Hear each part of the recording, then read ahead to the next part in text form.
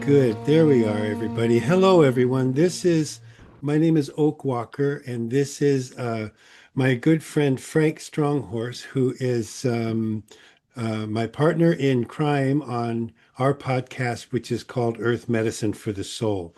Today is our 35th episode, if you can believe that. And we're going to be moving forward, talking about a little bit about freedom today so that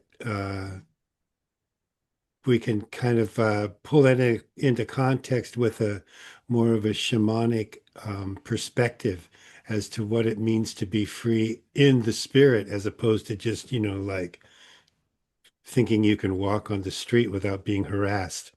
Um, you want to start, Frank? Because you kind of had some ideas going in. Yeah, I think freedom from the perspective of spirit is vastly different from freedom from a political standpoint. And so when we you and I agreed that this is be the topic for, I started thinking about it, and kind of what I came up with is, which is kind of interesting, is that. If you look at a spectrum, on one end you've got what I would call branding, and on the other end you have what I'd call the authentic self. Mhm. And so branding, I think, was probably an outgrowth of tribalism, where people became it was vitally important to be a part of something, to be a part of a group, and then that group took on an identity. And so branding could be I'm a Catholic, I'm a Jew, I'm a Muslim, I'm a Republican, I'm a Democrat. I mean, the list just goes on and on and on. Uh-huh. And so freedom has always been tried to be defined or looked at from this collective branding scenario where one group is claiming that they're way more free than the other group, or they got the key to freedom or whatever. From a shamanic standpoint, you see that as being really a collection of false idols. Yeah. That's how I look at it. Hmm. And then so what's the opposite of that? Well, the authentic self, which is very few people really understand that, because I think it's pretty relative new concept. The authentic self is really something that's where what I would define that as the soul, the conscious engagement of the soul's knowing of itself.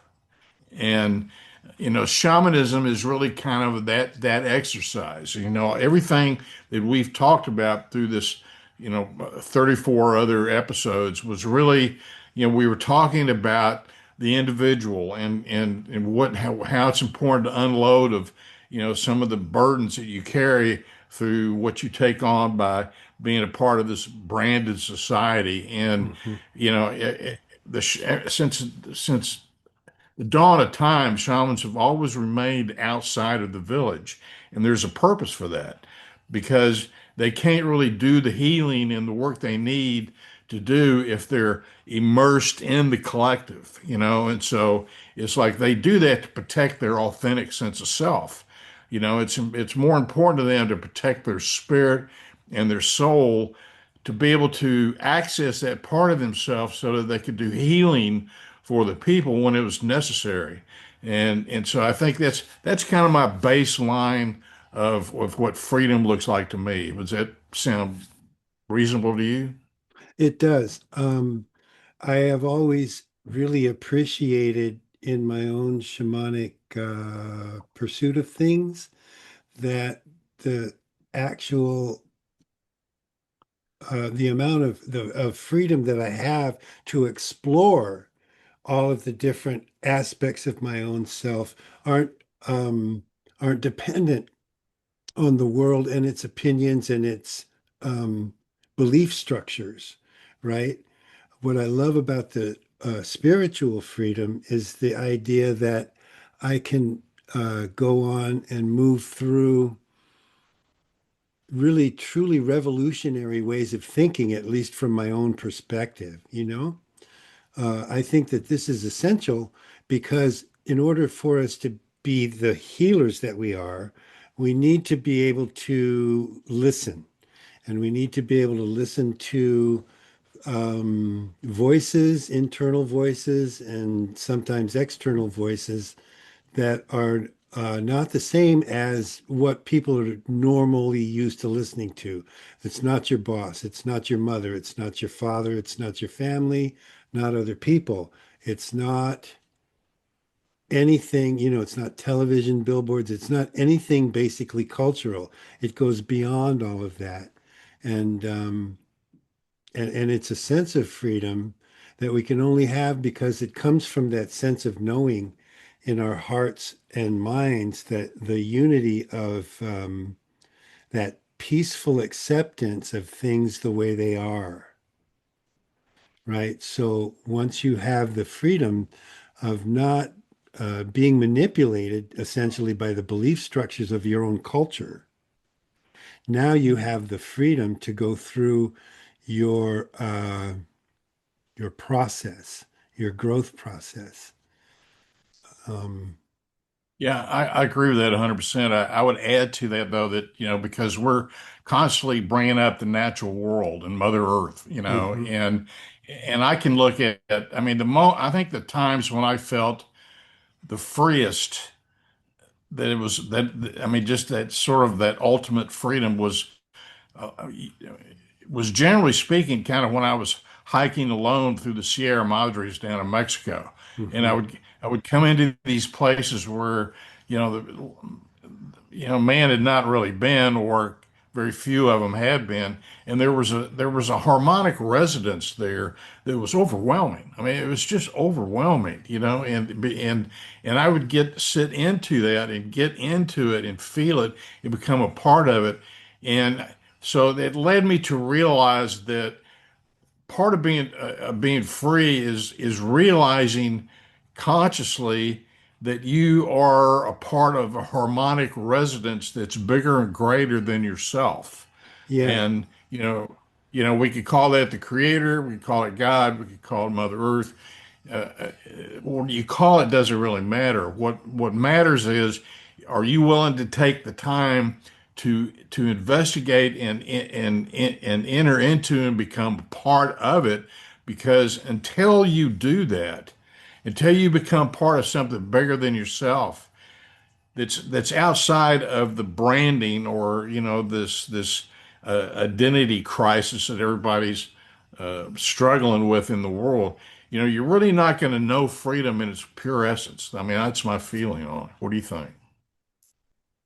would one way to say it being the freedom to go into the flow, Yeah. or the freedom to because you have to let yourself go in order to feel that expansive or that flowing sensation of being in the spirit, which is a completely dynamic realm, right?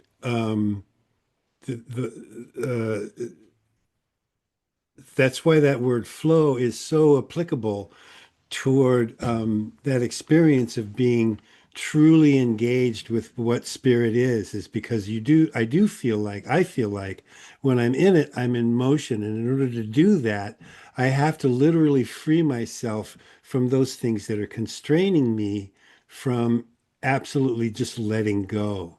Another kind of a form maybe of surrender or letting go that mhm. Well, and you'll do that in your healing work. You'll put a voice to it. You Yeah, say, I ask my ego to stand aside.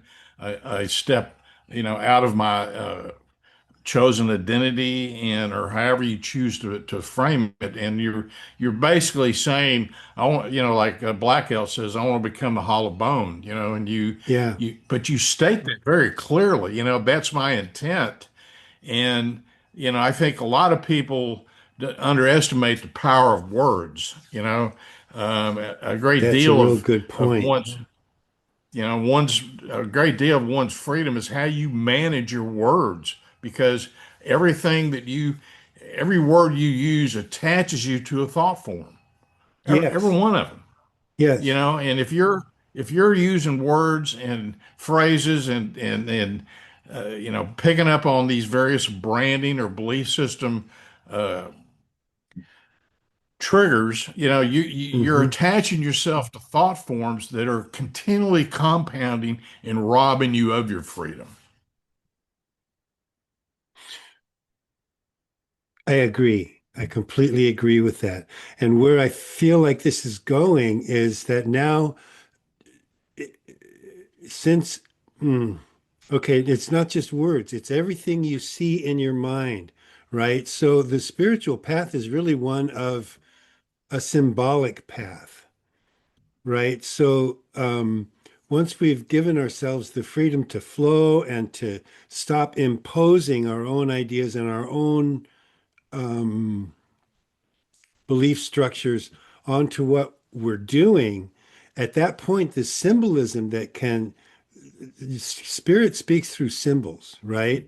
It really is all about symbolism. And spirit needs the freedom to introduce new symbols, right? You have Right. to be able to engage with a completely new and important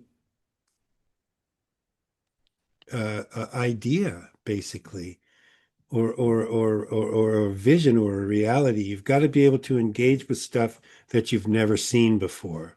And if you don't have the freedom of allowing things to take place in an organic way and to grow and develop without your intervention, you're you're going to stifle your own growth. And so if you can't deal with new symbolism, then you're finding that you've lost your freedom, or you've what nipped it in the bud. There was a word I had in my head, but it just went right out. But The basically, it question means for you, I not mean, is getting it. is let's put the horse before the cart here, or the cart before the horse. I mean, does does freedom provide you for the environment within which you can expand into those other areas, or does the expansion into those areas provide you with freedom? Don't you think it's kind of a dance? I Um, do. yeah, because what that says to me is that you you you release like the exhale, and then new information comes in, and that's like the inhale, right? And then you release again, and it's the exhale, but but you're not driving this thing. It's not like you're, doing your Kegels or whatever it is that you do. It's like you just really need to let it out and then take it in. And I think that those are both expressions of freedom Yeah, I agree in a with that, way. and I think the challenge is to step away from uh, the constant. That's there. You have my issue with technology. Technology is an invasive species. That is coming in and robbing you of the time and the ability to do just exactly what you're saying. And it's promoted as though, no, no, we're going to provide, this is exactly what we'll provide you with that time. But I don't see it working out like that. So I mean, maybe I'm wrong. Maybe it's going to, it's all going to turn into, nirvana. But I just see people becoming, consumed with this stuff to such a degree that they just objectively and objectively separate themselves from the natural order, or what I call organic intelligence, by becoming infatuated with artificial intelligence. And I think that that's a very dangerous proposition. Well, I agree with you that it's completely non-functional. I think I see it just only slightly differently. And it is that, excuse me, we keep developing these new technologies. And I think what's going on there is it's an attempt to replace those things that we've divorced ourselves from. So we long to be able to communicate over long distances. We used to be able to do that telepathically. Right. the Aborigines down in Australia can still do it. It's part of their culture. It's part of what they learn as Right. children. And as we've divorced ourselves continually more and more and more and more away from the unity of the community of humans, and we've isolated ourselves greater and greater and greater. Now we have to invent a radio. Now we have to invent television. Now we have to invent all of these replacements for the spiritual experience, right? So we're seeking for meaning through our technology when in fact what we really ought to be seeking out is that connection with the universe. Absolutely. I totally agree with that. I mean, it's almost taking, to be really, I guess, crude about it, it's almost taking a very sacred a part of ourselves and figuring out how to make money on it. Right, You know, I mean, right. it really is. It's just, it's like, well, we're going to teach you how to do this and this and this. And then, as a shaman, you're like, well, yeah, like I already know how to do that. You Why know, would I want that? I don't need a monthly fee to be able to do that, man. I can do that without any, it's, it's part of our natural being. I mean, Hmm. you're going to charge me for this? I mean, oh, come Yeah. on. But Yeah, well, that's but the people that haven't colonialism experienced it, thing. they can't understand that, I don't think. I agree. I think that, and not only, so now we're getting into my pet peeve because not only because do they not understand it, but they derogate it, and they denigrate it, and this is coming from that ego of arrogance where they're saying, well, nobody can do that. You can't really do that, and I'm like, well, actually, that's happening all the time. How do I know that you're not feeling well when you walk into the room? Because I can feel it, right? It's just the way it works, right? When you're in the universe, and the universe is a humongous pool of energy that's dynamic and currents are running all around it and you can feel those currents just as if you were in a frickin' uh, pond in a creek, right? When you're in a still water place that the creek is running alongside of or sort of through you can feel all these different currents. It gets cooler. You can feel the water moving. You can feel the temperature moving in and out when you're swimming around in this stuff. And that's just like it is walking into a room when you've trained your empathic side, right? When you've allowed yourself to gain confidence in the experience of being one with the universe or in touch with the universe at any rate, it isn't all of that weird for you to understand, for you to know who's upset in the room, right? When I work at Pegasus, the boys I work with at Pegasus, I like to I like to take a rock that I picked up off the ground and go to each boy's while they're just before they wake up, go to the end of each boy's bed and just use the rock as a little bit of a, sensing mechanism so that I can tell a little bit. I mean, it's not overwhelming, but I can tell a little bit who's having a bad day, who had a bad night, somebody got a bad phone call. And it's not 100%, but it's very, very helpful in helping me to understand why sometimes these kids that are normally pretty good are suddenly having a bad day and acting out a little bit.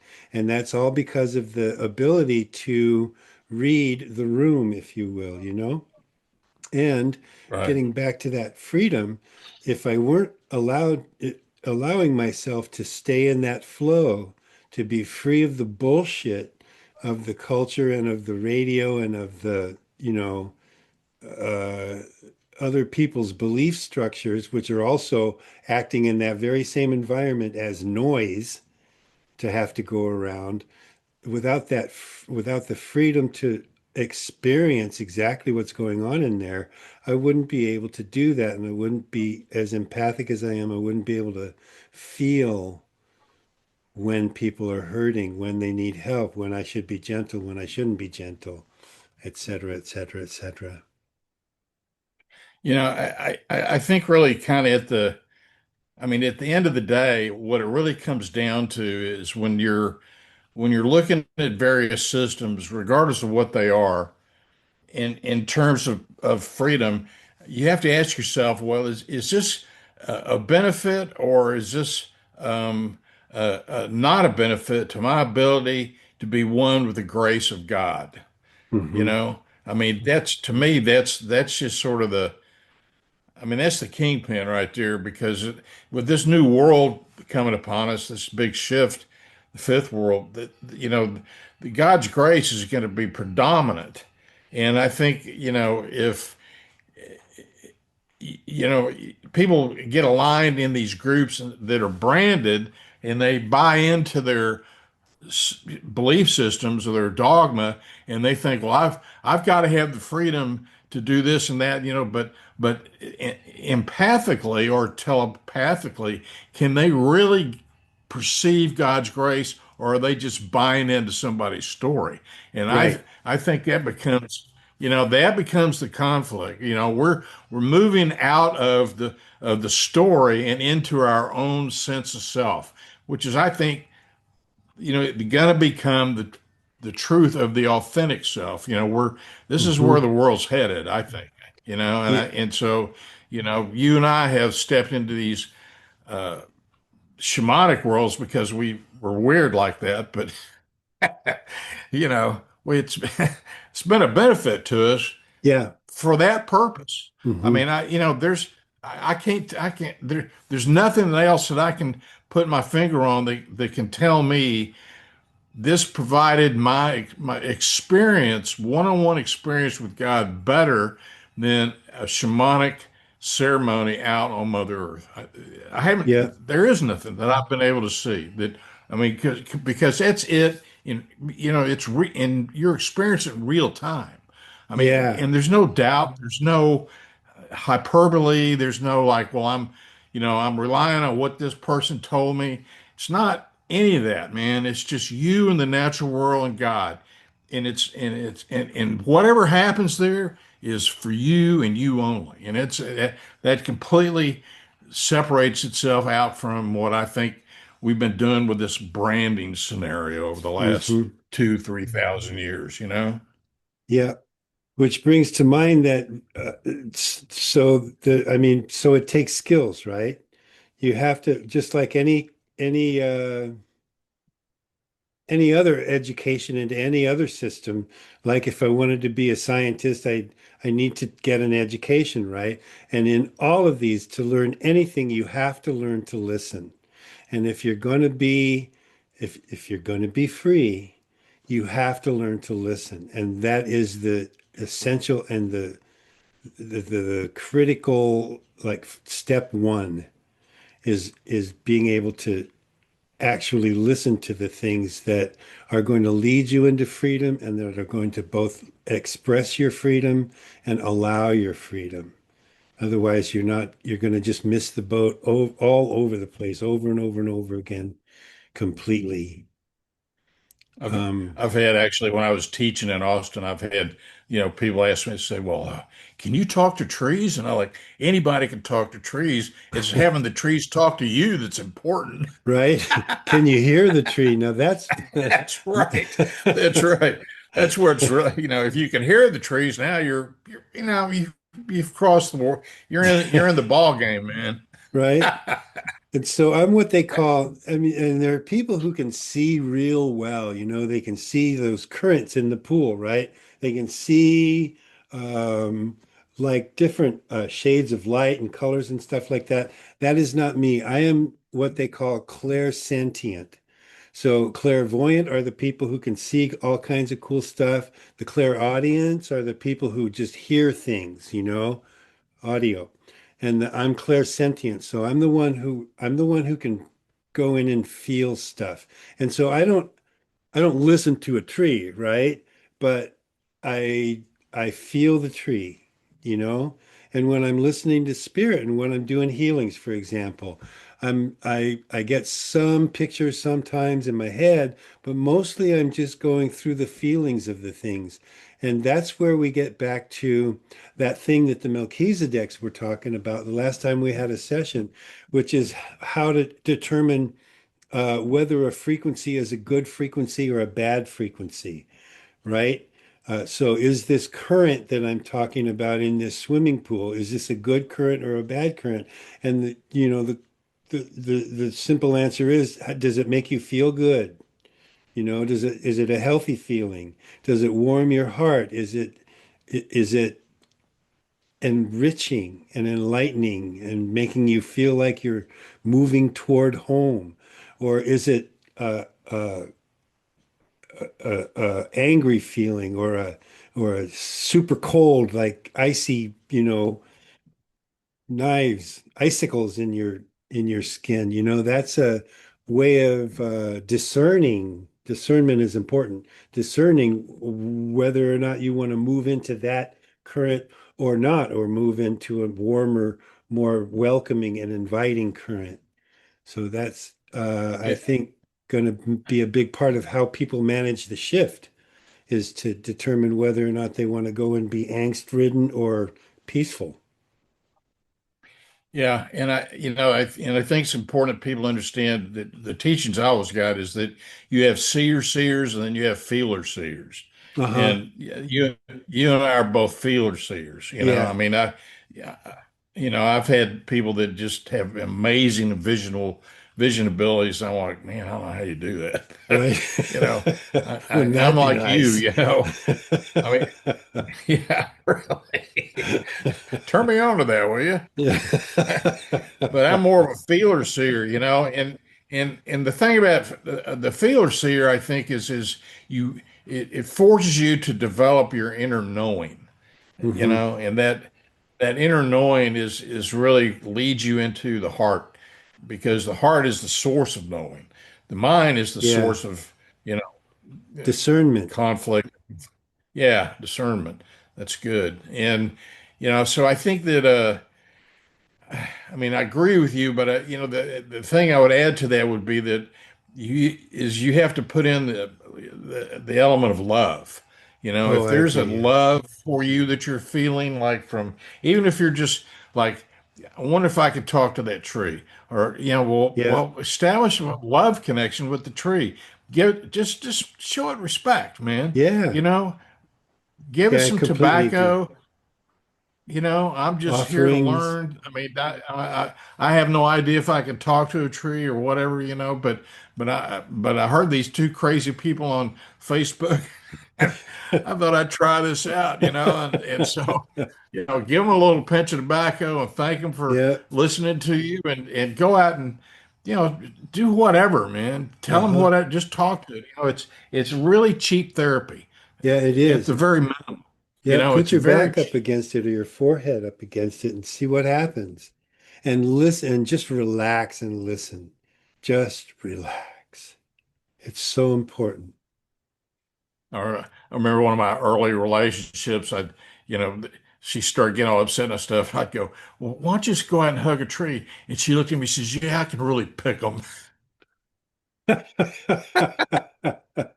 Like, well, yeah, that's Yeah, true. okay, yeah. You are having a bad day, aren't you, dear? Go hug a tree. Oh, thanks. I appreciate that. Yeah. Oh, man. Well, I think freedom is a topic we can probably keep building on, but I also think that maybe segue into authenticity, the authentic self, Uh-huh. and what that looks like, because I really believe, the more and more that I think about it, that this authentic self is going to become the primary focus of all the energies on the planet for the next 1,000 years, or whatever you want to call the age of Aquarius. Uh-huh. And people learning to pull away from belief systems and start relying on their own intuition and introspection, and willingness to open themselves up to spirit, and to to the natural world and to the creator is is going to be tantamount and far more important than anything else that's coming down the line for us. And so, I think that you and I can step into that and start bringing that to the forefront a little more. It may be informative. Well, I agree. We've touched on authenticity before, in a lot of, and it's something that I think has so many facets that we're going to now start touching on authenticity in terms of our the freedom of expression, like for now, and just keeping moving on forward. Authenticity is truly the purpose of all of this, you know? And so, moving forward, ooh, running out of time. So, moving forward, I really like the idea of uh, going into authenticity as this the authenticity of this, right? The authenticity of self overall, and but it comes across to us in a lot of different facets, right? So there's the authenticity of expression, there's the authenticity of um, uh, behavior, there's the authenticity of understanding, and this is something that we're going to sort of have to build into a giant Lego set of authentic beliefs as we move forward. That was a weird way to put that. Next session, I'll try and make that make a little bit more sense. Anyway, what Um, huh? We need to so my close, concern, I think, is okay. All but it right. doesn't have to be right away. You want to finish that thought? Well, I was going to say I don't want people moving. I want to help people understand they shouldn't move from one branded uh, belief system to another branded belief system with the thought that they're creating a new world out of that, Uh-huh. and because this authenticity thing is it's a whole new frontier, man. It's a whole new thing, and it's important that we cover as much as we can so that people get an idea of what that looks like. Yep, I completely agree. And it has to be that authenticity isn't something, yeah, so I wish I hadn't said Lego. We don't build our own authenticity. We unbuild to achieve authenticity, you know? And so Yeah, authenticity is it's a thing there. we We just have experience. to Yeah, Yeah, it's there. We just have to learn how to birth it. right, exactly. Okay, well, we do have to kind of go. And so I'm sorry about that because sometimes we're just getting started and then it's time to finish it all up. So we'll come back on this in another episode, which might be in 10 minutes, and continue on with this vital discussion, really, in my opinion, as to what's coming down and how we're going to adjust and relate to uh, these new energies that are coming down onto the planet. I am deeply grateful to all of our listeners and everybody out there who have uh, stayed with us and been with us and listened to us, even if it's just catches can and random, where there's always a little something in one of our episodes to uh, be thought provoking for people. And I'm starting to see a little bit of traction out there as we keep moving forward with these things. I do you want to do the only do you want to do the closing thing? The, only the Great Only the Spirit Great is Spirit perfect. is perfect. We've not got that unified yet. I'm just going to give that over to you and let you just close us out with that. I think that's the best way to go with That'll that. be my that'll be my function. Yeah, that's that's your like, you know, what did Cronkite used to say? Courage. Right. Or was that Dan Rather? I forget. Um, thank you, everyone. We are going to sign off now, and we'll be seeing you very, very soon, I hope. And stick with us. We are Earth Medicine for the Soul. You can visit us at earth-ems.org.